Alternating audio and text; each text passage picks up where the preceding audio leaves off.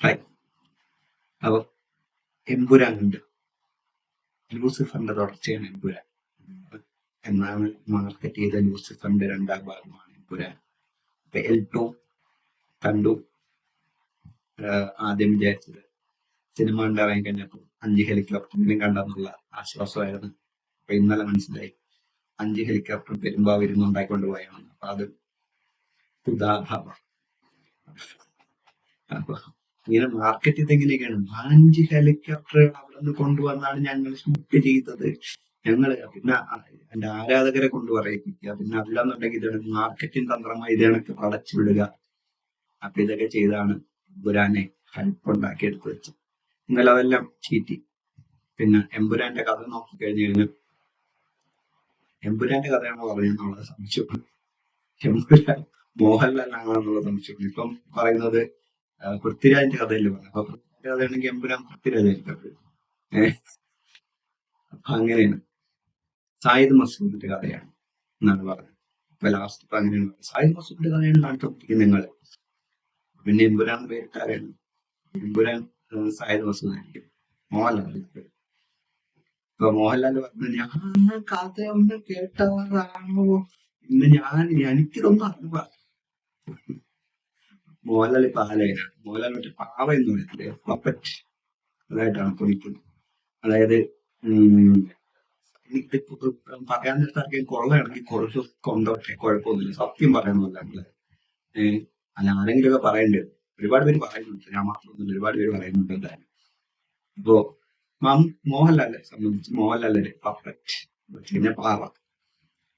പുള്ളി ചിലപ്പോൾ ഇതിന്റെ അകത്ത് പുള്ളിയുടെ കഥാപാത്രത്തിന്റെ സാധനം മാത്രമേ കേട്ടുള്ളൂ. അതെന്നുണ്ടെങ്കിൽ മുന്നേ വേറെ ഏതെങ്കിലും കഥയായിരിക്കും കേട്ടു. ഇപ്പം വേറെ കഥയാക്കിയിട്ടുണ്ട്. അതെ, എന്തായാലും പൃഥ്വിരാജ് അണ്ണനും പിന്നെ മുരളി ഗോപി അണ്ണനും നല്ല മുക്കം പണി കൊടുക്കുന്നതാണ്. ഇങ്ങനെ പറഞ്ഞു കഴിഞ്ഞാൽ പിന്നെ അവര് പണി കൊടുക്കുന്നതാണ് കേട്ടത്. അപ്പൊ അതാണ് നടന്നിരിക്കുന്നതെന്നൊക്കെയാണ് ഇപ്പം മോഹൻലാലിന്റെ ഏറ്റവും അടുത്ത ആൾക്കാരിൽ നിന്ന് വന്നുകൊണ്ടിരിക്കുന്നത്. മോഹൻലാലിന് പ്രതികരിക്കണമൊന്നുമില്ല. കാരണം പുള്ളിയെ കൊണ്ട് പ്രതികരിക്കാനുള്ള ശേഷിയില്ലാത്ത ഒരാളാണ്. അതുകൊണ്ട് തന്നെ പുള്ളിയെ കൊണ്ട് പറ്റൂല. അമ്മയുടെ പ്രസന്റായിട്ട് വരുമ്പോൾ കണ്ടല്ലേ, പുള്ളിയെ കൊണ്ട് പറ്റൂല. അപ്പൊ ഇതണക്കുള്ള കാര്യങ്ങളൊന്നും പറ്റാത്തതാണ് പിന്നെ പുള്ളിയെ പ്രതികരിച്ചിട്ട് കാര്യമില്ല. അപ്പൊ എമ്പുരാനിലേക്ക് വരാം. എമ്പുരാനില് ഭയങ്കര എന്തോ പാൻ ഇന്ത്യൻ സിനിമയാണ്. പിന്നെ ലോകത്തിലെ എന്തോ സംഭവമൊക്കെയാണ് പറയുന്നത്. ഒരു ആവറേജ് സിനിമ അതിന് ഹൈപ്പ് ഉണ്ടാക്കി എടുത്തു വെച്ച് എന്തൊക്കെയാ കാണിച്ചു. അതിന് കൂടുതലൊന്നുമില്ല.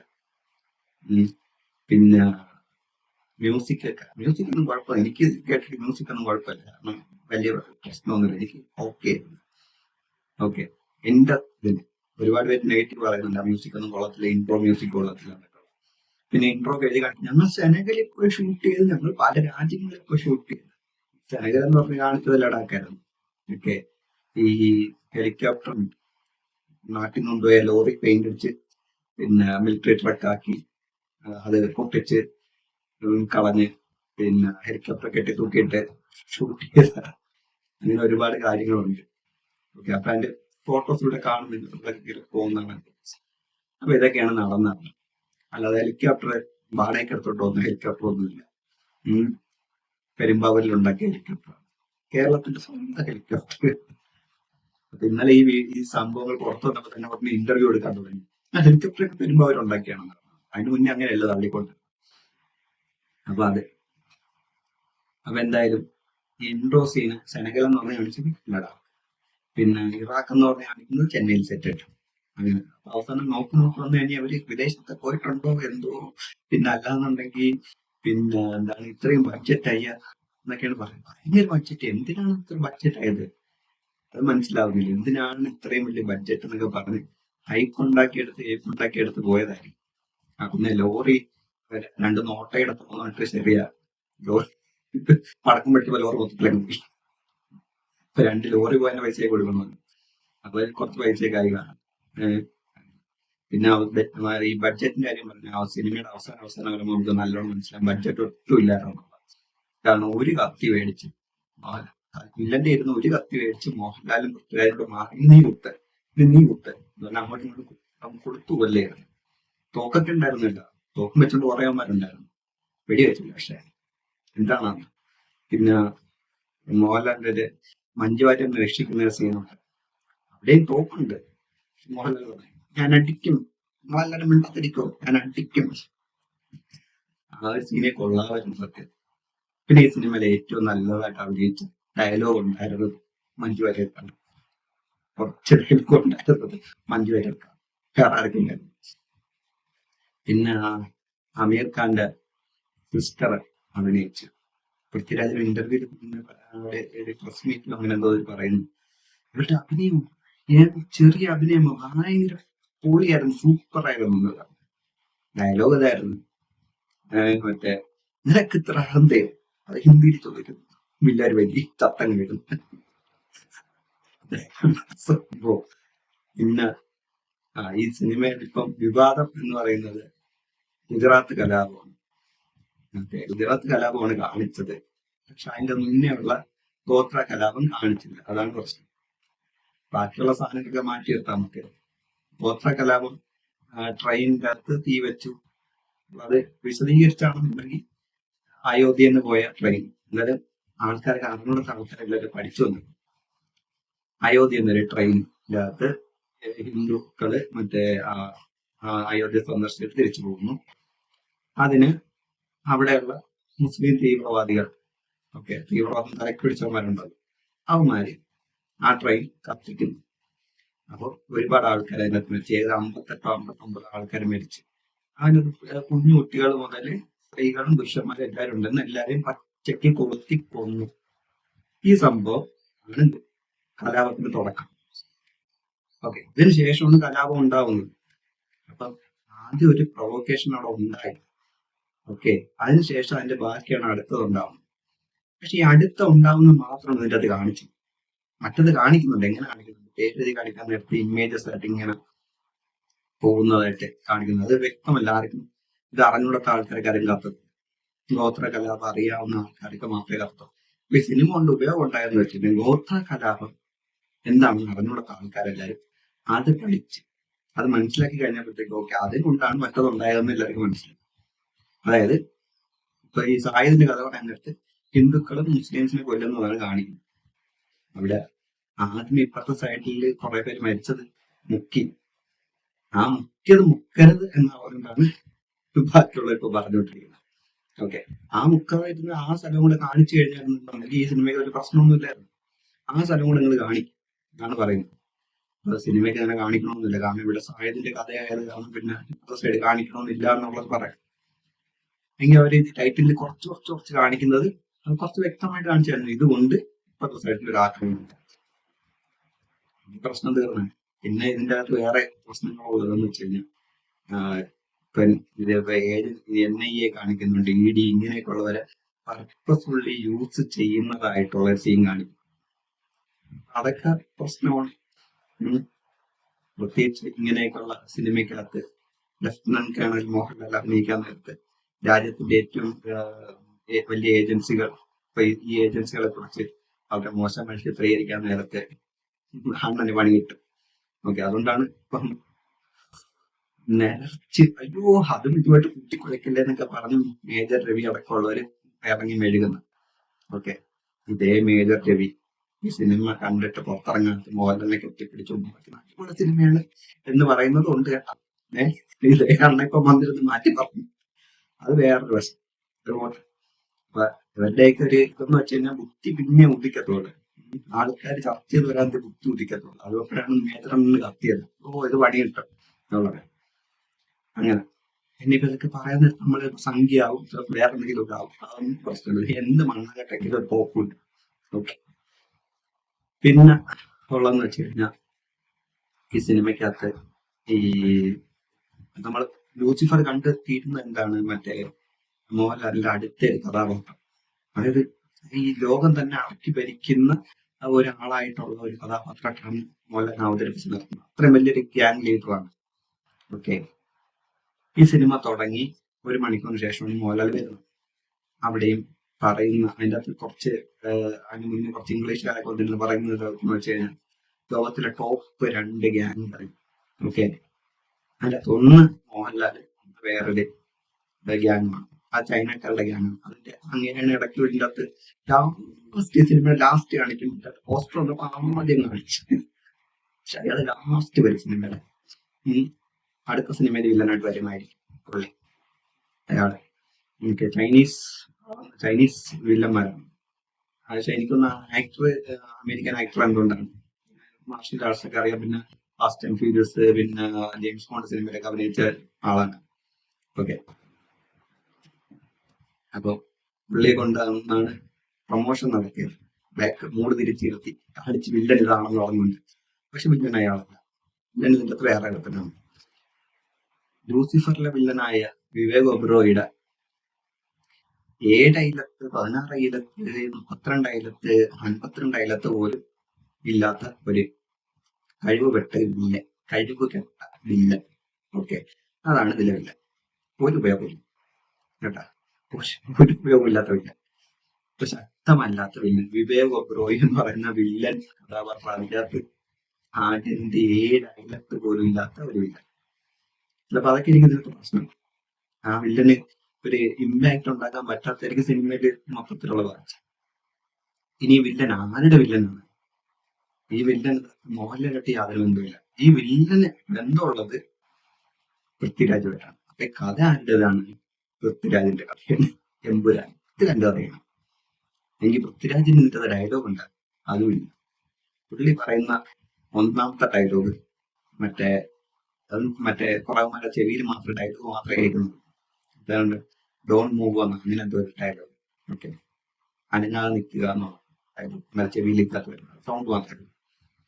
രണ്ടാമത്തെ ഡയലോഗ് ഒരു വെങ്കൊച്ചു വന്ന് പുള്ളിയുടെ അടുത്ത് ചോദിക്കുന്നു എന്താണ് പേര്. അപ്പൊ പുള്ളി പേര് പറയുന്നു രണ്ടാമത്തെ.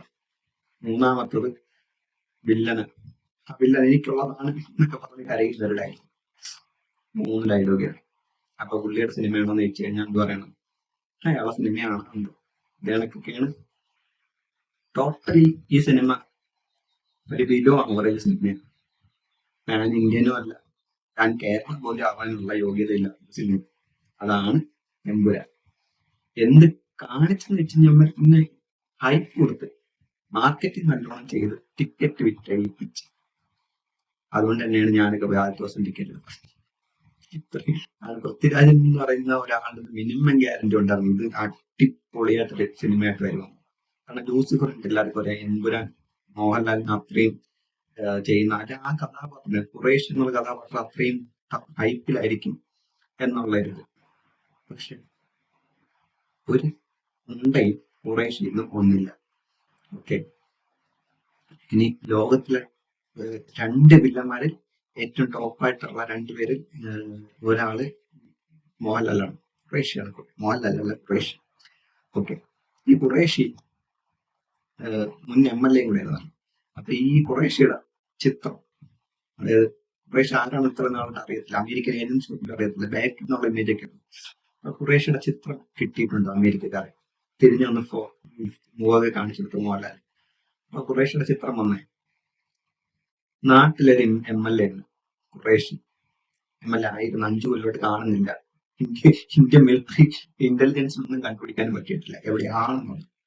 ഓക്കെ, അങ്ങനത്തെ ഒരാള്, അയാള് ഇവിടെ മുഖം കിട്ടിയിരുന്നു. ഇതാ എവിടെയൊക്കെ പോകും, മൊത്തം ഇന്റലിജൻസ് സംവിധാനത്തിലും പോയി. അപ്പൊ അവരൊക്കെ അറിയാം ഇന്ന സ്ഥലത്തെ MLA ആണ്. ഈ MLA കൊല്ലപ്പെട്ടതായിട്ടാണ് കാണിക്കുന്നത്. ഇയാൾ മരിച്ചു എന്നാണ് നാട്ടില് വാർത്ത വരുന്നത്. മുൻ MLA സ്റ്റീഫൻ മരിച്ചു, അങ്ങനെയായിരിക്കും വാർത്ത വരുന്നത്. പൃഥ്വിരാജ് എന്ന് പറഞ്ഞ ഡയറക്ടർ ബില്യൻസോ അല്ലെങ്കിൽ മുരളി എഴുതിയ മുരളി ഗോപിക്കോ തലയ്ക്ക് ഓളം ഒരിക്കണം എങ്കിൽ മാത്രം അങ്ങനത്തെ ഒരു വാർത്ത വരണം. പക്ഷെ ഇങ്ങനത്തെ വാർത്തയാണ് വന്നത്. അപ്പൊ അവന്മാർക്ക് ഓളമാണെന്ന് നിങ്ങൾ വിചാരിക്കണം. അവർക്ക് 2 എണ്ണം തലയ്ക്ക് ഓളമാണ് എന്നൊക്കെ വിചാരിക്കണം. കാരണം എങ്ങനെയാണ് ഇത്രയും വലിയൊരു കുറ്റവാളിയാണ്, എന്തായാലും വില്ലനാണ്. ഇപ്പൊ സാത്താനാണെന്ന് ഉള്ളി തന്നെ പറയുന്നുണ്ട്. അപ്പൊ വില്ലനാണ്. പിന്നെ ഗോൾഡ് സ്മഗ്ലിംഗ് ഒക്കെ ഒന്നും ചെയ്യുന്നത്, എന്താണ് പുള്ളി ചെയ്യുന്നത് പക്ഷെ ഗോൾഡ് സ്മഗ്ലിംഗ് ആയിരിക്കും. മറ്റതിനൊക്കെ എതിരാണ്, കഞ്ചാവിനും MDMA-ക്കും പിന്നെ ആയുധക്കടത്തിനും എല്ലാം എതിരാണ്. പക്ഷെ പുള്ളി എല്ലാം തോക്കാണ് ഉപയോഗിക്കുന്നത്. ഇവിടെ കൂടെ ഉള്ളമാർ തോക്കാൻ ഉപയോഗിക്കുന്നത്, ലൈസൻസ് ഉള്ള തോക്കാണല്ലോ. അപ്പൊ ആയുധങ്ങൾ മേടിക്കാതെ പറ്റത്തില്ലല്ലോ. അപ്പൊ ലൈസൻസ് ഇല്ലാത്ത ആയുധങ്ങൾ ഉപയോഗിക്കുന്ന ടീമാണല്ലോ അവര്. അപ്പൊ പിന്നെ ആയുധ കച്ചവടത്തിനെതിരാണെന്ന് പറഞ്ഞിട്ട് അതിന്റെ ലോജിക് മനസ്സിലാണ്. പിന്നെ സ്വർണ്ണ കള്ളക്കടത്തൊക്കെയാണ് നടത്തുന്നതായിരിക്കും. ഓക്കെ, അപ്പൊ സ്വർണ്ണ കള്ളക്കടത്ത് നടത്തുന്ന രാജ്യത്തിന്റെ സമ്പദ് വ്യവസ്ഥയെ തന്നെ മൊത്തത്തിൽ ബാധിപ്പിച്ച ആ രാജ്യത്തിന് പട്ടിണിയിലേക്ക് തള്ളിയിടാൻ വരെ സാധിക്കും. ഓക്കെ, സമ്പദ് വ്യവസ്ഥ മൊത്തത്തിൽ നശിപ്പിക്കാൻ സ്വർണ്ണം കടത്തി കൊണ്ട് സാധിക്കും. അപ്പൊ മോഹൻലാൽ എന്നിട്ടും ഉണ്ണിയാളൻ നാഴി ശ്രമിക്കുന്നു, ഞാൻ എന്റെ രാജ്യത്തിന്റെ അവിടുത്തെ കേരളത്തെ രക്ഷിക്കാനായിട്ട് വരുന്നു. ഇതൊക്കെയാണ് എന്താണ് ലോജിക്. അപ്പോ നമ്മളെ ലോജിക്, സിനിമയിൽ ലോജിക്കിന്റെ ആവശ്യമില്ലെന്ന് പറയും. പക്ഷെ ഇവര് ഞങ്ങൾ കറണ്ട് പൊളിറ്റിക്സ് ആണ് പറയുന്നത്, ഞങ്ങൾ കറണ്ട് ഇതാണ് പറയുന്നത് പറയാൻ നേരത്തെ പറഞ്ഞു പോയതാണ്. അപ്പൊ ഞാൻ പറഞ്ഞതെന്ന് വെച്ച് കഴിഞ്ഞാൽ, ഒരു MLA മരിച്ചു, MLA അധോലോക നേതാവാണെന്ന് അത് ഇവിടെ അവിടുന്ന് റിപ്പോർട്ട് കിട്ടും. റിപ്പോർട്ട് അതിനനുസരിച്ചാണ് പ്രസിദ്ധീകരിക്കാറ്. പക്ഷെ മാധ്യമങ്ങൾ പ്രസിദ്ധീകരിക്കുന്നത് MLA സ്റ്റീഫൻ, MLA ആയിരുന്നു സ്റ്റീഫൻ, അവിടെ ഇറാഖിൽ വെച്ച് ദുരൂഹ സാഹചര്യത്തിൽ മരിച്ചു. എന്താണ് പൃഥ്വിരാജ് ഇങ്ങനെയാണ് ആ സിനിമയില് കൊടുക്കാറ്, അല്ലെങ്കിൽ മുരളി ഗോപി ഇങ്ങനെയാണ് എഴുതി വെക്കാറ്. അപ്പം മറ്റേ ഇത് പോയെന്നുണ്ടെങ്കിൽ, കറണ്ട് പൊളിറ്റിക്സ് ആണ് പറയുന്നതെന്നുണ്ടെങ്കിൽ, മാധ്യമങ്ങളുടെ ഇതെന്ന് പറയുന്നത്, അല്ലെങ്കിൽ മീഡിയ ഇതെന്ന് പറയുന്നത് എനിക്കൊന്ന് അങ്ങ് 1970 കിടക്കുന്നതാണ്. കാരണം അവിടുത്തെ കാര്യങ്ങളൊന്നും ഇന്ന് അറിയുന്നില്ലേ, ഇന്റലിജൻസ് കാര്യങ്ങളൊന്നും അറിയുന്നില്ല. പിന്നെ അതേ കണക്ക് തന്നെ അവിടെ ഇങ്ങനെ ഒരാൾ മരിച്ചത് വില്ലനാണെന്ന് അറിയുന്നില്ല, ഒരു കള്ളക്കടത്തുകാരനാണെന്ന് അറിയുന്നില്ല മാധ്യമങ്ങള്. പിന്നെ അവിടുത്തെ ഇന്റലിജൻസ് വിഭാഗങ്ങൾ ഇവിടുത്തെ ഇന്റലിജൻസിന് കൈമാറുന്നില്ല. എന്താണ് കോമഡിയാണ് നിങ്ങൾ കാണിച്ചത്.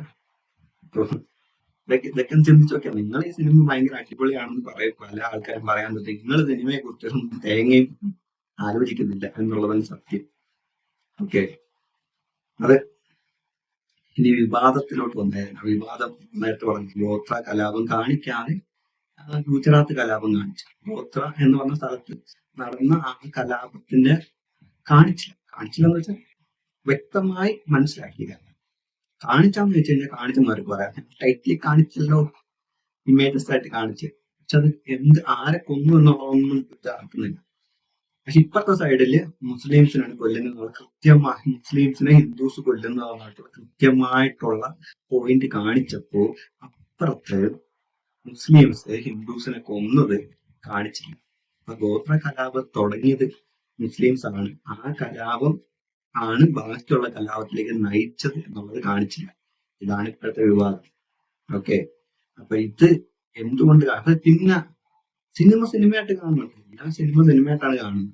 സിനിമ കാണാൻ നേരത്ത് ഇതേ കണക്കുള്ള ഈ ചരിത്രം പറയാൻ നേരത്തെ ചരിത്രം വ്യക്തമായിട്ട് പറഞ്ഞു കൊടുക്കണം. കേട്ടോ, സിനിമയിലായാലും എവിടെയാണെങ്കിലും ചരിത്രം കാണിക്കാൻ നേരത്ത് വ്യക്തമായി കാണിച്ചു കൊടുക്കണം. അതില്ലാത്തതാണ് ഇവിടുത്തെ പ്രശ്നം. ഓക്കെ, അല്ലാതെ ഒരു സൈഡ് പറഞ്ഞു, ഇപ്പൊ സിഖ് കലാപം കാണിക്കാൻ വിചാരിക്കാം, സിഖ് കലാപത്തിന്റെ സിനിമ സിഖുകാരെ കോൺഗ്രസ് അനുഭാവികളായിട്ടുള്ള ആൾക്കാർ കൊല്ലുന്ന ഇത് മാത്രം കാണിക്കണം, സിഖ് കലാപം കാണിക്കുന്നത്. പക്ഷെ കോൺഗ്രസ് അനുഭാവികൾ സിഖുകാരെ തെരഞ്ഞു പിടിച്ച് കൊല്ലുന്നു. 17,000 ആൾക്കാർ അനൗദ്യോഗികമായി കണക്ക് പ്രകാരം മരിച്ച ഒരു സംഭവം സിഖ് കലാപം. പക്ഷെ അപ്പുറത്തെ സൈഡ് കാണിക്കാതെ ഇത് കാണിച്ചതിന് ശരിയാവും. അപ്പുറത്തെ സൈഡ് എന്താണ്, ഇന്ദിരാഗാന്ധിയെ സിഖ് അംഗരക്ഷകർ കൊന്നു, അതിന് ബദലായിട്ടാണ് ഇപ്പുറത്തെ സൈഡിൽ എന്താണ് സിഖുകാരെ കോൺഗ്രസ് അനുഭാവികളായിട്ടുള്ള ആൾക്കാർ കൊല്ലുന്നത്. അപ്പൊ അപ്പുറത്തെ സൈഡ് കാണിക്കാതെ ഈ സൈഡ് മാത്രം കാണിച്ചത് ശരിയാവും ഇല്ല, ശരിയാവില്ല. ഓക്കെ, അപ്പൊ അങ്ങനെയുള്ളതും കാണിക്കും. അപ്പൊ അതും കാണിക്കുക എന്നുള്ളതാണ് ഈ സിനിമയിൽ പറയുന്നത്. ഈ സിനിമയ്ക്കകത്ത് ഇപ്പം ഈ പ്രശ്നം ഉണ്ടാകുന്ന സ്ഥലത്തെല്ലാം ഈ സ്ഥലവും കൂടെ നിങ്ങൾ കാണിക്കും. ഈ സ്ഥലം കാണിച്ച് നിങ്ങൾ പ്രശ്നങ്ങൾ തീർന്നു. അപ്പൊ അതിന് പകരം സുപ്രിയ മേനോൻ ആദ്യമായിട്ടൊരു പോസ്റ്റ് ഉണ്ട്, ഞാനിപ്പോ അതാണ് ഇപ്പൊ ചിന്തിച്ചത്. മറ്റേ ആളറിഞ്ഞ് കളിക്കട പൃഥ്വിരാജിനെ വെച്ചിട്ട് വിട്ടിരിക്കുന്ന പോസ്റ്റാണ്, ആളറിഞ്ഞ് കളിക്കട. ഇപ്പൊ സുപ്രിയ ചോദിക്കണം, ആളറിഞ്ഞ് കളിച്ചിട്ടാണ് എന്തോ പൃഥ്വിരാജ് അന്ന് തന്നെ പോയി സെൻസർ ബോർഡിൽ ഞങ്ങൾ 17 കട്ടി കിട്ടിയാം, ഞങ്ങൾ 17 കട്ടാം എന്ന് പറഞ്ഞിട്ട് പോയിരിക്കുന്നത് ആരാണ്? കുറച്ച് മറ്റേ നട്ടൽ വേണ്ടായിരുന്നു. കുറച്ച് നട്ടല്. എന്തൊക്കെയാണ് മാറ്റങ്ങൾ വരുത്താൻ പോകുന്നത്? വില്ലന്റെ പേര് മാറ്റുന്നു, പിന്നെ ആദ്യത്തെ സീനുകൾ കുറെ കട്ട് ചെയ്യുന്നു.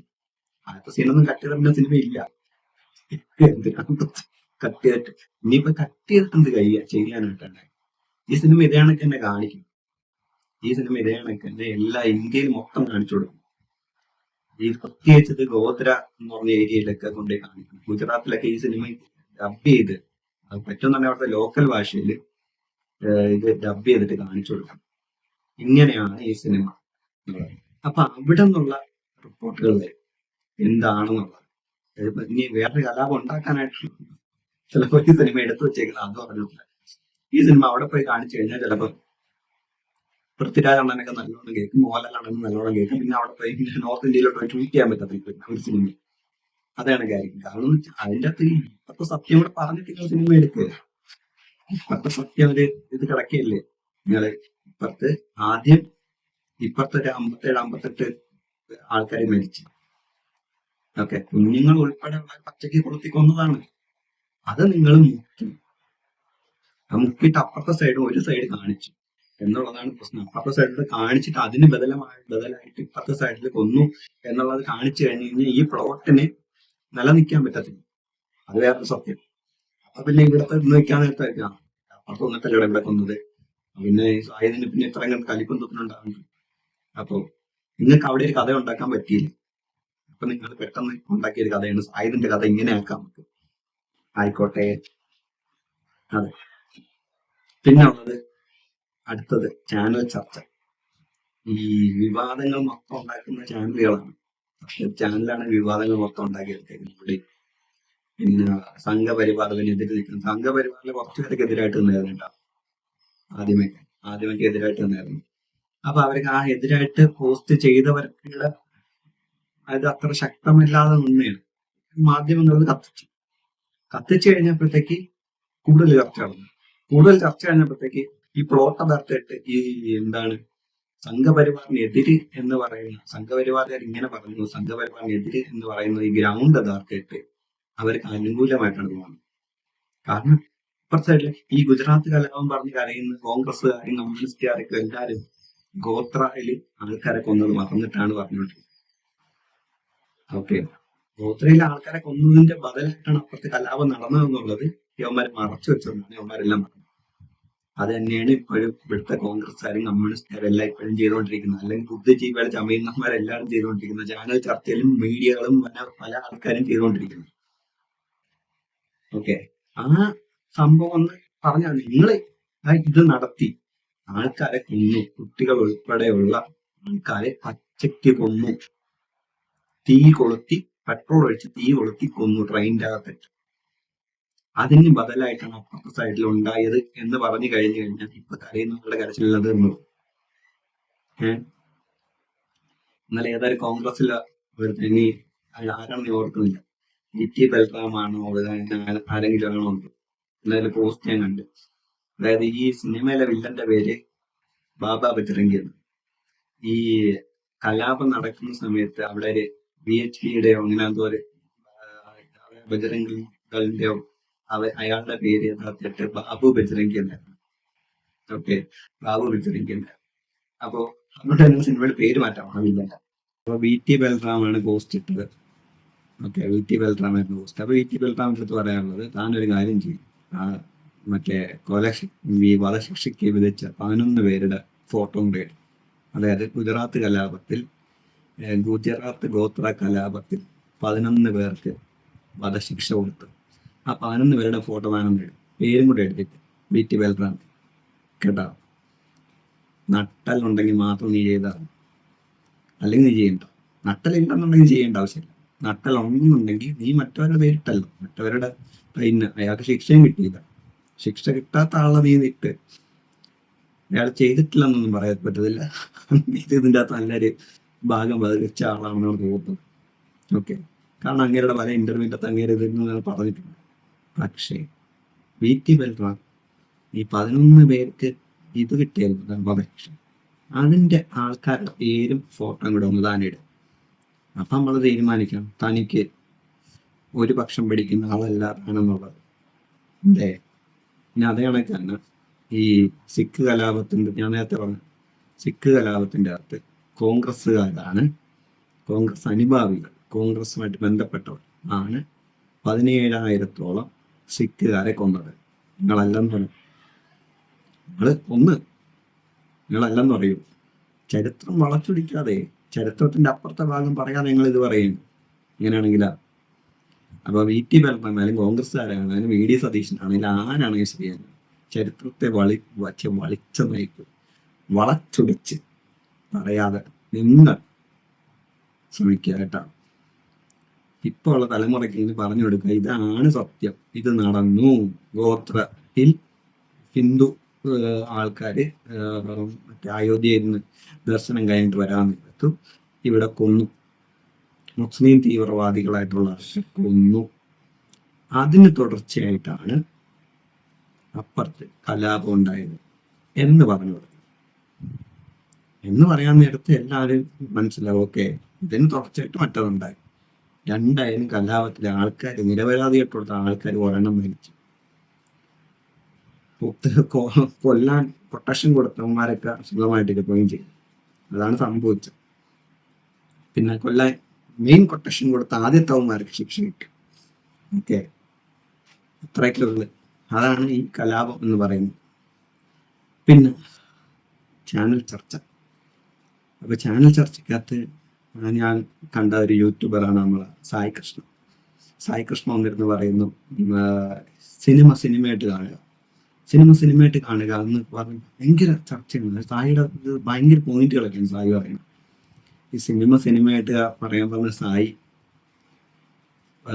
ഒരു ചരിത്രം എടുത്തു കഴിഞ്ഞാൽ, സായിയുടെ ചരിത്രം നമ്മൾ എടുത്തു കഴിഞ്ഞാൽ കാണും, വലിയ ഒരുപാട് ദൂരത്തെ ചരിത്രമുണ്ട്. പുറത്തൊന്ന് പോയാൽ സായിയുടെ ചരിത്രം അറിയാം. ഒന്നാമത്തെ ചരിത്രം എന്ന് പറയുന്നത് മാളികപ്പുറം സിനിമ ഇറങ്ങി അന്ന് ഈ സായി സിനിമയായിട്ടാണ് കണ്ടത്. എന്താണ് അവൻ പറഞ്ഞതെന്ന്?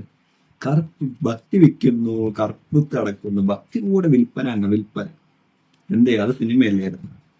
ഈ സിനിമയ്ക്കകത്ത് കറുപ്പിന്റെ ഇത് പറഞ്ഞ പൃഥ്വിരാജ് പറഞ്ഞ നമുക്കെല്ലാം കറുപ്പിട്ട് പോവാം ഇതിൽ പറയുന്നുണ്ട്. എല്ലാവരും കറുപ്പ്, ഞാൻ വരെ കറുപ്പിട്ടാണ് പോയത്.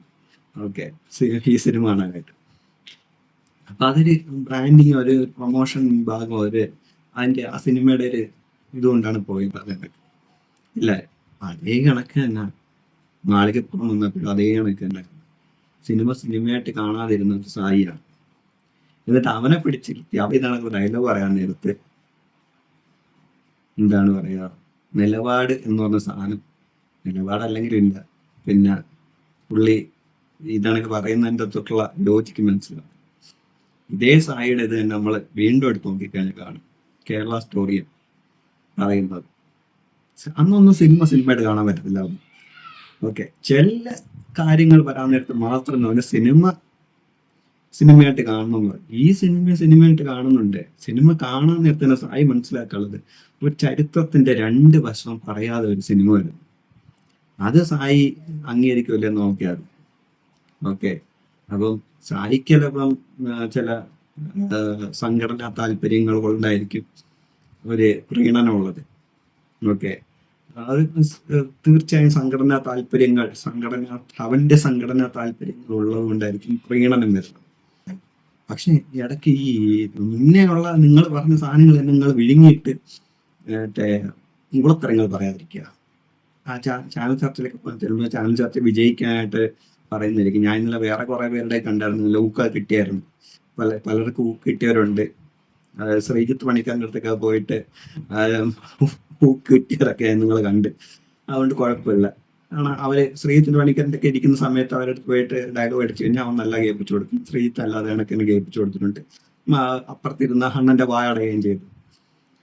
അപ്പൊ അങ്ങനെയൊക്കെ ഉള്ളവരുണ്ട്.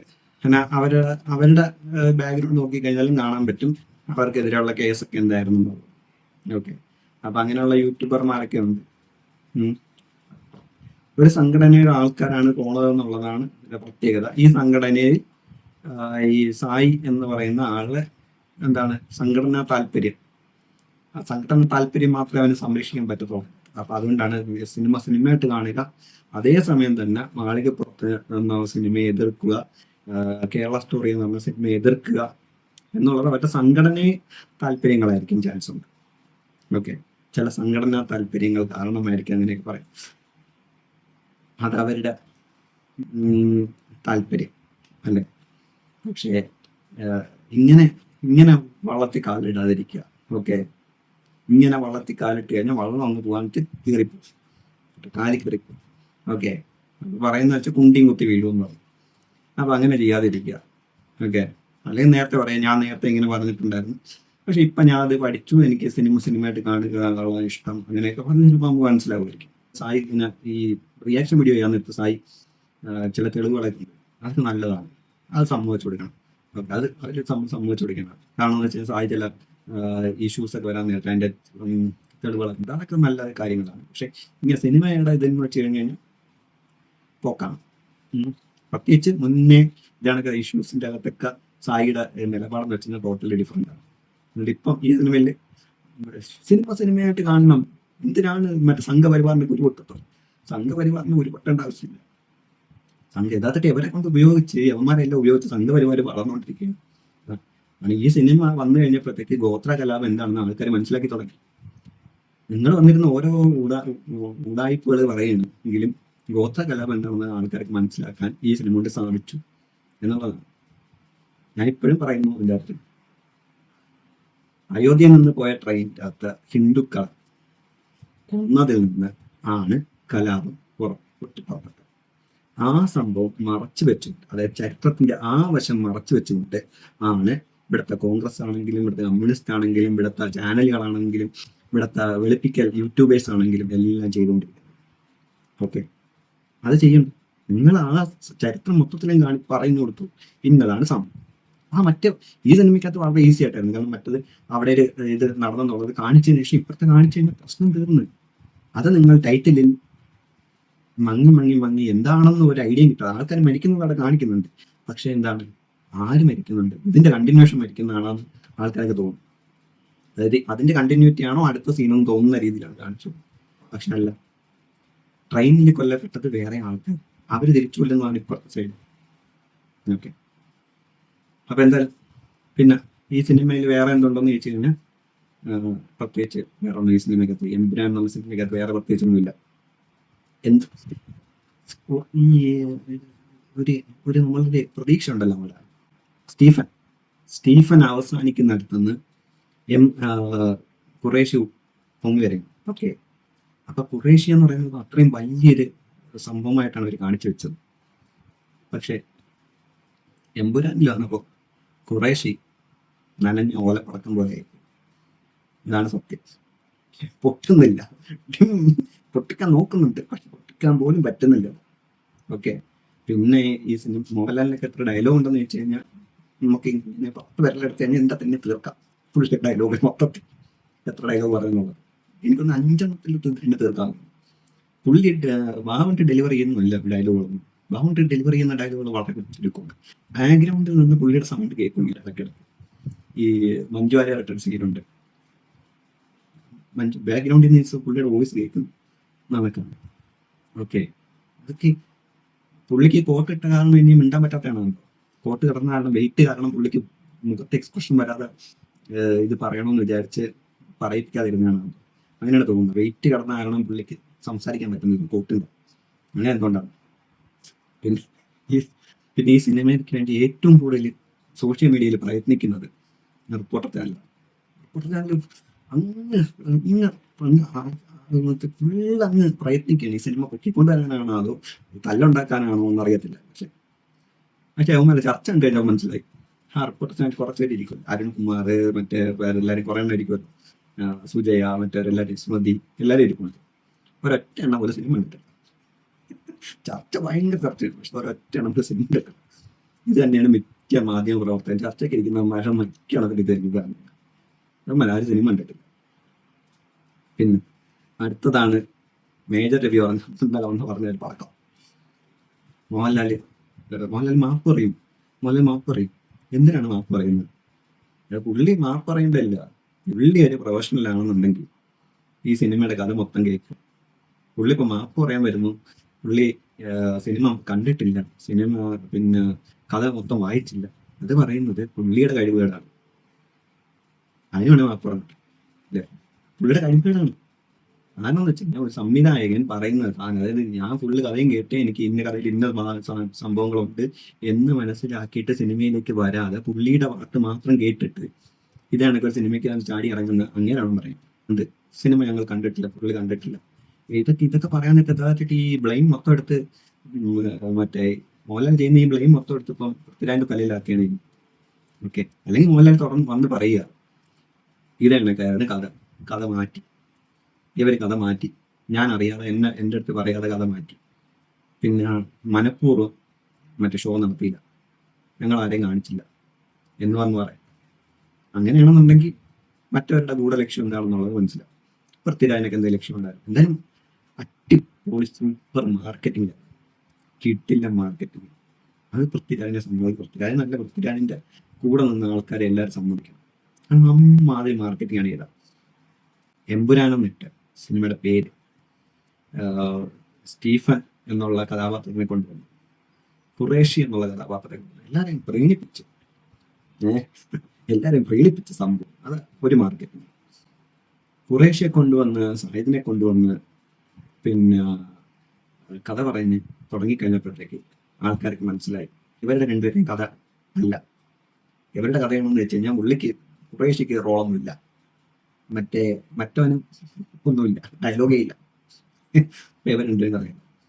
പിന്നെ ഉള്ളത് അടുത്ത മഞ്ജു വാര്യർക്ക് ഡയലോഗുണ്ട്. മഞ്ജു വാര്യർ നല്ല രസമൊക്കെ ആയിട്ട്, പിന്നെ മഞ്ജു വാര്യർ മറ്റേ ഇന്ത്യൻ അല്ല കോൺഗ്രസിന്റെ സാരിയെ കൊടുത്ത് എന്താണ് ചുവപ്പ് വെള്ള പച്ച കൊടുത്തു വന്നു, ഇന്ത്യൻ കൊടിയ അശോക കളിക്കുന്നില്ല ബാക്കിയൊക്കെ അതൊക്കെ കൊടുത്തു. എന്താണ് എന്തോ ലോജിക്ക് മനസ്സിലായില്ല. അടുത്ത സിനിമയ്ക്കകത്ത് കുറച്ച് നരയൊക്കെ വെച്ചിട്ട് ഇന്ദിരാഗാന്ധിയാക്കാം, അതിനായിരിക്കും വയസ്സാവുമല്ലോ. 5 കൊല്ലം ഇങ്ങനെ പോകുമ്പോഴത്തേക്ക് വയസ്സായി വരുന്ന കഥാപാത്രം ഇവിടെ നരയെ കൊടുത്ത് ഇന്ദിരാഗാന്ധി. അതാണ് സംഭവം. കോൺഗ്രസ് ബുദ്ധിയില്ലെന്ന് പറഞ്ഞ് വേറെ ഒന്നും കൊണ്ട് ഈ സിനിമയ്ക്കകത്ത് കോൺഗ്രസിന്റെ മുഖ്യമന്ത്രി എന്ന് പറഞ്ഞ് കാണിക്കുന്ന ആളാണ് ഈ ടൊവിനോ ആണ് യഥാർത്ഥമായിട്ട്. ടൊവിനെ കഥാപാത്രം നമ്മൾ കൃത്യമായിട്ട് അനലൈസ് ചെയ്ത് കഴിഞ്ഞാൽ ടൊവിനോ എന്ന് പറഞ്ഞ കഥാപാത്രം റെപ്രസെന്റ് ചെയ്യുന്നത് രാഹുൽ ഗാന്ധിയാണ്. ഓക്കെ, രാഹുൽ ഗാന്ധിയാണ് റെപ്രസെന്റ് ചെയ്യുന്നത്. കാരണം എന്തെന്നറിയാമോ? ഈ രാഹുൽ ഗാന്ധിനെ ഇടയ്ക്കിടയ്ക്ക് മുങ്ങും, കാണത്തില്ല, എവിടെയാണ് പോണെന്ന് അറിയത്തില്ല. കോൺഗ്രസ്സുകാർക്കെല്ലാം അറിഞ്ഞോളൂ പുള്ളി എവിടെ മുങ്ങുന്നതാണ്. അതാണെങ്കിൽ അവനും അങ്ങ് മുങ്ങും, ആരും അറിയണ്ട, മുങ്ങി.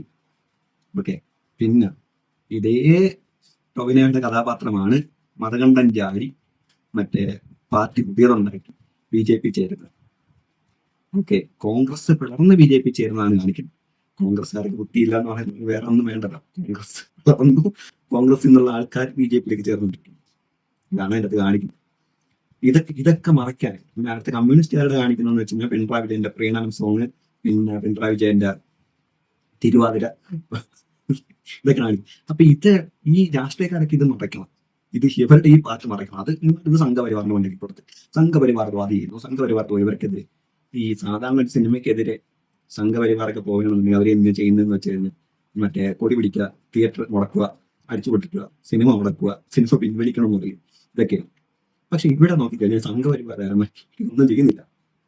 നിങ്ങൾ നോക്കിക്കഴിഞ്ഞാൽ കാണാം, ചർച്ചയിൽ ഡിബേറ്റിൽ പങ്കെടുക്കണം, ചർച്ച ചെയ്യണം. സിനിമ ഒരു സാധനം ഇറങ്ങി തന്നെ ഒരു ചർച്ച വേണം. അത് മുടക്കാൻ പോകുന്നതിൻ്റെ അകത്താണ് പ്രശ്നം. അത് മുടക്കാൻ അവരാരും പോയില്ല. അത് ചിന്തിക്കുക. സംഖ്യക്കെതിരാണ്, സംഖ്യകൾ അത് ചെയ്യുന്നു, എത്ര ചെയ്യുന്നു പറഞ്ഞത്. സംഖ്യകളാരും പോയില്ല തിയേറ്റർ മുടക്കണമെന്ന്. സംഖ്യകളാരും പറഞ്ഞില്ല ഇത് ഇത്രയും കട്ട് ചെയ്യണമെന്നുള്ളത്. മറ്റേ വശം കാണിക്കണം എന്നാണ് പറഞ്ഞത്. അതും കൂടെ നിങ്ങൾക്ക് ഉൾപ്പെടുത്താം എന്നാണ് പറയുന്നത്. അല്ലാതെ മുടക്കാൻ പോയില്ല, തീ വെക്കാൻ പോയില്ല തിയേറ്ററിന്, അടിച്ചു പൊട്ടിക്കാൻ പോയില്ല തിയേറ്ററിന്. ഇതൊന്നും ചെയ്തില്ല. കുറെ മാധ്യമങ്ങൾ സംഖ്യകൾക്കെതിരാണെന്ന് പറഞ്ഞുണ്ടാക്കി. മാർക്കറ്റിംഗ് തന്ത്രമായിരിക്കാം. കുറച്ച് പേര് പോസ്റ്റ് ഇട്ടു, വളരെ കുറച്ച് പേര് പോസ്റ്റ് ഇട്ടു. രാജീവ് ചന്ദ്രശേഖരൻ തന്നെ വന്നിട്ട് ആദ്യം പറഞ്ഞ ഈ സിനിമ കാണണം, മോഹൻലാലിന്റെ പിന്തുണ, മുത്തന്റെ പിന്തുണ. ഇന്നലെയാണ് മാറ്റി പറഞ്ഞിട്ടുണ്ട്, ഞങ്ങൾക്ക് ഞാൻ സിനിമ കാണുന്നില്ല. യഥാർത്ഥ ടീം സിനിമ കാണാതെ സിനിമയെ കുറിച്ച് അഭിപ്രായം പറയാൻ പറ്റും. സിനിമ രാജീവ് ചന്ദ്രശേഖരനാണ്, പുള്ളി പോയി സിനിമ കാണുക, സിനിമ കണ്ടിട്ട് ഓക്കെ ഇതിൻ്റെ അകത്ത് ഇന്ന പ്രശ്നങ്ങളുണ്ട്, ഈ ഒരു സംഭവം ഇതാണൊക്കെയല്ല കാണിക്കണം എന്ന് അവർക്ക് അപ്പോഴും പറയും. സിനിമയെ കുറിച്ച് ടോട്ടൽ ഇതും പറയാൻ പറ്റും. ഓക്കെ, അങ്ങനെ നമ്മൾ ചെയ്യാനായിട്ട്. അല്ലാതെ ഒരു സിനിമ കാണാതിരിക്കേണ്ട ആവശ്യം ഉണ്ടെന്ന് എനിക്ക് തോന്നുന്നില്ല. എല്ലാവരും സിനിമ കാണണം. ഞാനിപ്പോഴും പറയുന്നത് എല്ലാവരും സിനിമ കാണണം. ഈ സിനിമ കട്ട് ചെയ്യുന്നെന്ന് പറയുന്നത് കട്ട് ചെയ്യാതെ തന്നെ കാണിക്കും. പിന്നെ ഈ സിനിമയ്ക്കകത്ത് ഒരു UA സർട്ടിഫിക്കറ്റ് ആണ് കിട്ടിയത്. A സർട്ടിഫിക്കറ്റ് ആണ് കൊടുക്കുക ഈ സിനിമയ്ക്ക്. പ്രത്യേകിച്ച് ആദ്യത്തെ സീൻ കാണിക്കുന്നു, ഒരു പെണ്ണിനെ റേപ്പ് ചെയ്യുന്ന സീൻ കാണിക്കുന്നു. അപ്പൊ അങ്ങനെയൊക്കെയുള്ള ഇതിൽ A സർട്ടിഫിക്കറ്റ് കൊടുക്കുന്നത്. പക്ഷെ ഇത് UA സർട്ടിഫിക്കറ്റ് ഏത് രീതിയിൽ കൊടുത്താണ്? അതൊക്കെ സെൻസർ ബോർഡും പിന്നെ സിനിമയുടെ പ്രവർത്തകരും ഈ സിനിമയുടെ ബാക്കിയുള്ള ആൾക്കാരൊക്കെ ചിന്തിക്കണം. ഇങ്ങനെയുള്ള സിനിമയ്ക്ക് ഈ സർട്ടിഫിക്കറ്റ്, ഇതാണ് സർട്ടിഫിക്കറ്റ് നമുക്ക് കൊടുക്കാവുള്ളൂ എന്നുള്ളത് ചിന്തിക്കും. ഓക്കെ, അപ്പോൾ അവസാനമായിട്ട് പറയുകയാണെന്നുണ്ടെങ്കിൽ എമ്പുരാൻ എന്ന സിനിമ നമ്മുടെ ആദ്യ ലൂസിഫറിന്റെ തുടർച്ചയായിട്ട് വന്ന സിനിമയാണ്. ലൂസിഫർ എന്തായിരുന്നു? ലൂസിഫറിലെ സ്റ്റീഫൻ ഒരു ലോ പ്രൊഫൈലാണ്, അതായത് കേരള പൊളിറ്റിക്സിൽ ഹൈ പ്രൊഫൈലാണ്, പക്ഷെ ഖുറൈശി വെച്ച് നോക്കുന്ന നേരത്ത് ലോ പ്രൊഫൈൽ. അപ്പൊ ഖുറൈശി വളരെ വലിയൊരു സംഭവമായിട്ട് കാണിക്കുന്നു വരുന്നു. അതിന്റെ തുടർച്ചയിൽ ഖുറൈശി ഒരു ഇപ്പുറ സൈഡ് രാജാവായിരുന്നു, അപ്പുറ സൈഡിൽ ചക്രവർത്തി ആയിരുന്നു. പക്ഷെ അപ്പുറ സൈഡിൽ ചക്രവർത്തി ആക്കാൻ പോയ ഖുറൈശി ചക്ക വീണ അവസ്ഥയിൽ. ഓക്കെ, രാജാവിൽ നിന്ന് ചക്രവർത്തിയിലേക്ക് ഉയർത്തണം ഖുറൈശിയ, പക്ഷെ ചക്ക വീണ അവസ്ഥയായിരുന്നു ഖുറൈശിക്ക് സിനിമ. ഇതാണ് എമ്പുരാൻ. പിന്നെ മേക്കിംഗ് ക്വാളിറ്റി സൂപ്പറാണ്, പിന്നെ മ്യൂസിക് സൂപ്പറാണ്, മറ്റു സൂപ്പറാണ്, അങ്ങനെയുള്ളതൊന്നും എനിക്കില്ല. ഒരു ആവറേജ് പടം തിയേറ്ററിൽ കാണാൻ നേരത്തെ ഓക്കെ, ഇത് അതുണ്ട് അതുകൊണ്ട് മറ്റൊന്നുണ്ട്. പിന്നെ ഇതിന്റെ തള്ളനുസരിച്ചുള്ള സംഭവം നോക്കിക്കഴിഞ്ഞാൽ ഒന്നുമില്ല.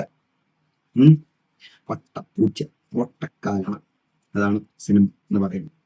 പാൻ ഇന്ത്യനും ഇല്ല, പാൻ കേരളത്തിൽ പോലും പാൻ പിടിക്കാനുള്ള സംഭവം ഇല്ല. ഒരു ആവറേജ് സിനിമ എങ്ങനെ മാർക്കറ്റിൽ ഇത്രയും ഹൈപ്പ് ഉണ്ടാക്കാന്നുള്ളതിന് ബെസ്റ്റ് ഉദാഹരണമാണ് സിനിമ. അങ്ങനെ ഈ സിനിമ ചരിത്രത്തിൽ ഇടം പിടിക്കാനുള്ള ഒരു ചാൻസ് ഉണ്ട്. ഒരു ആവറേജ് സിനിമ എത്രത്തോളം ഹൈപ്പ് കൊടുത്ത് ഇതേ കണക്ക് ആൾക്കാരെ തള്ളിക്കയറ്റിക്കാം. അത്രയും നല്ലൊരു മാർക്കറ്റ് സ്ട്രാറ്റജി ചെയ്ത ഒരു നല്ല സിനിമ, ഒരു അങ്ങനെ നോക്കിക്കഴിഞ്ഞാൽ ഏറ്റവും നല്ല സിനിമ, അത്രയും മാർക്കറ്റ് ചെയ്ത ഒരു സിനിമ. അല്ലാതെ സിനിമയുടെ കണ്ടന്റിലോ സിനിമയുടെ വേറെ എന്തെങ്കിലും ക്വാളിറ്റിയിലോ അല്ലെങ്കിൽ സിനിമ ഒരു കുറച്ച് ഇംഗ്ലീഷ് കുത്തി നിറച്ചതുകൊണ്ട് അത് ഹോളിവുഡ് ക്ലാരിറ്റിയോ അല്ലെ ഹോളിവുഡ് ഇതിലോ അല്ലെങ്കിൽ അറ്റ്ലീസ്റ്റ് ബോളിവുഡ് എത്താനോ പിന്നെ ഇതൊന്നും സാധിക്കണമില്ല. അങ്ങനെ ഇന്ത്യയിൽ തന്നെ ഒരുപാട്, കേരളത്തിൽ തന്നെ മലയാളത്തിൽ നിന്ന് ഒരുപാട് സിനിമകൾ വന്നിട്ടുണ്ട് ഇംഗ്ലീഷൊക്കെ നടത്തിയിട്ടുണ്ട്. ഓക്കെ, അതൊക്കെ പാൻ ഇന്ത്യൻ ആയിരുന്നു. പാൻ കേരളത്തിന്റെ തിരുവനന്തപുരത്തായിരുന്നോ അല്ലെങ്കിൽ കൊല്ലമായിരുന്നോ ആലപ്പുഴയായിരുന്നോ എന്നൊക്കെയുള്ള പാൻ ആലപ്പുഴ സിനിമ അങ്ങനെയൊക്കെ വെക്കേണ്ടി. അത്രയും ഭയങ്കര തോന്നുന്നില്ല. നിങ്ങൾ ഒരുപാട് പേര് തള്ളി മടക്കിയാണ്, തള്ളാന്ന് വെച്ച് കഴിഞ്ഞാൽ തള്ളി മടക്കിയാണ്. ഈ സിനിമ ഈ ഫാൻ അല്ലാത്ത ഒരു ഫാനും അല്ലാത്ത സിനിമ ഇഷ്ടപ്പെടുന്ന ആൾക്കാർ പോയി കാണണമെങ്കിൽ അവർക്ക് മനസ്സിലാവും. സിനിമ ഇഷ്ടപ്പെടുന്ന വെച്ച് കഴിഞ്ഞാൽ ലൂസിഫർ കണ്ട് നമ്മൾ ലൂസിഫറിനെ പ്രതീക്ഷിക്കുന്നില്ല. ഇതിൽ ഖുറൈശിയുടെ കഥയാണ് പറയുന്നത്. ഖുറൈശി എന്ന് പറഞ്ഞത് ഭയങ്കര ഒരു ലീഡറാണ്. ആ ഖുറൈശിയെ ആണ് എക്സ്പെക്ട് ചെയ്തത്, അതാണ് ഇവർ മാർക്കറ്റ് ചെയ്തത്. പക്ഷെ ഇതിൻ്റെ അകത്ത് പോയ ഖുറൈശിയുടെ ഉണ്ടായിരുന്നു, ഖുറൈശിനകത്ത് ഇല്ലായിരുന്നു. ഓക്കെ, അതാണ് ഈ സിനിമയുടെ തോൽവി എന്ന് പറയുന്നത്. അതാരും ചർച്ച ചെയ്യുന്നില്ല. അത് മോഹൻലാലിന്റെ സിനിമയിൽ എവിടെയായിരുന്നു മോഹൻലാൽ? അങ്ങനെ ഈ സിനിമ നോക്കണം. മോഹൻലാലിന്റെ സിനിമയായിരുന്നു, മോഹൻലാൽ ഖുറൈശിയാണ്. ഖുറൈശി എവിടെയായിരുന്നു? ഇത്രയും പവർഫുൾ ആയിട്ടുള്ള ഒരു ഗ്യാങ് ലീഡർ ഖുറൈശിയുടെ എന്തുണ്ടയാണ് അതിൽ കാണിച്ചു തന്നത് പറഞ്ഞു തന്നത്? എന്തുണ്ടയാണ് അതിൽ കാണിച്ചത്? ഇപ്പുറത്തെ സൈഡിൽ സ്റ്റീഫൻ എന്നുള്ള കഥാപാത്രം, ലൂസിഫർ സ്റ്റീഫൻ എന്ന കഥാപാത്രം ഉണ്ടായിരുന്നു. സ്റ്റീഫൻ കൃത്യമായിട്ട് സിനിമയ്ക്കകത്തുണ്ടായിരുന്നു. സ്റ്റീഫൻ എന്താണെന്ന് ആ സിനിമയ്ക്കകത്തുണ്ടായിരുന്നു. സ്റ്റീഫൻ എന്ത് ഇടപെടലാണ് നടത്തുന്നത് ആ സിനിമയ്ക്കകത്ത്. ഇവിടെ ഖുറൈശി എന്ന് പറഞ്ഞ കഥാപാത്രം എന്തായിരുന്നു? ഖുറൈശി അതായിരുന്നു. ഖുറൈശി വാക്കുകളിലൂടെ പറഞ്ഞാകത്തില്ല, ഖുറൈശി എന്താണെന്ന് കാണിക്കും.